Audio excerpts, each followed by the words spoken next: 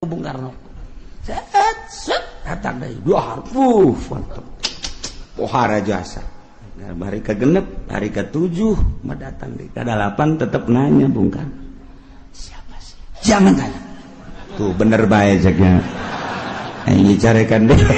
Tuh bener aja saat-saat kos itu tuh bener nanya. Pertolongan Allah nanti setelah kita keluar baru saya jelaskan. Masya Allah. Tak eta teh bisa datang lewat eta ke jelema kiai. Datang nggak sanggup.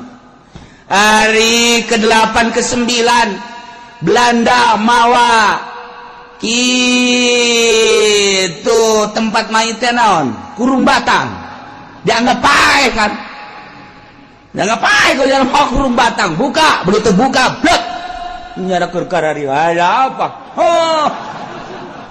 Cak Belanda ini bukan orang. Tutup lagi, siapa tutup Belanda ge. Nah itu geus dianggap paeh atuh hirup kayak gagah jasa tuh tutup. Sekian bukan orang ini. Nah, seserian kada di jero. Duaan bae. Oh, Belanda sieun jero ka urang Ceki Ahmad teh. Padahal urang ge sieun gayana jadi.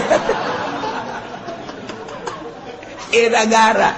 Ndet jadi pemimpin negara pohara jasa. Digencet kapan didigul teh tapi kan nu set jelemana blak ka Jakarta nu digencet nama hanya tangkal cau.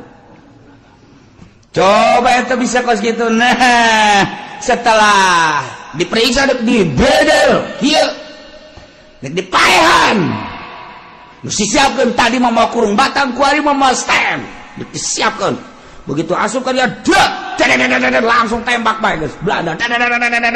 Orang jelemana milu keluar jalan nu tadi. Set berangkat kabeh. Belanda kaget.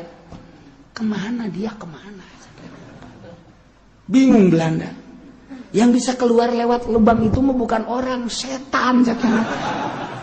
Belanda. Dewa keur kacaritakeun. Nah eta zaman baheula memperjuangkan bangsa jeung negara datang ka kos kitu. Nah iya keur carita eta lewat dinya jaba anu ngiriman sangu jabanya ada keluar lewat dinya kok bisa karar itu hasil tapa dek mimpin negara teh tapa heula lamun patilasan Bung Karno di Jawa Timur patilasan Bung Karno di Bogor patilasan Bung Karno tuh di Bekasi patilasan Bung Karno tuh di itu di mana kitu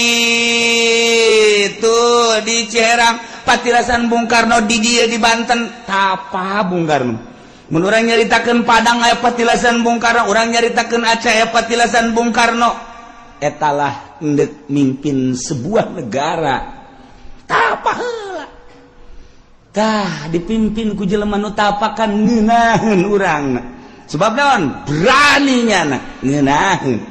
Adapun kadituna urusan jabatan dan lain-lain sebagainya eta mah geus macem-macem geus kaditu tapi eta lain lalagan bisa asup kadinya eta si kiai saha nu asup ka lawang eta tah ka naon gara-gara lubang angin moal sangu set kiai urang Tangerang kiai datang ka dia set beres dah mah dibejakeun kiai moal udah bejakeun jadi gali ke kuburan anak.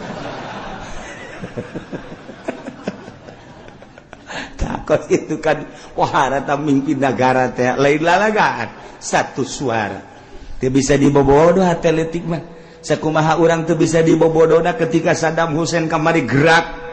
Ku ajeun tinggi ulah-ulah ge simpati bangsa, simpati manusia, umat sadunia simpati kabeh. Moal pati-pati simpati lamun di jero benak katena henteu aya kemurnian. Moal aya seluruh lapisan, boh kafir, boh muslim simpati terutama mukmin. Simpati ka Saddam Hussein. Bari di jero nagarana mah aya anu ngalecehkeun ka Saddam Hussein.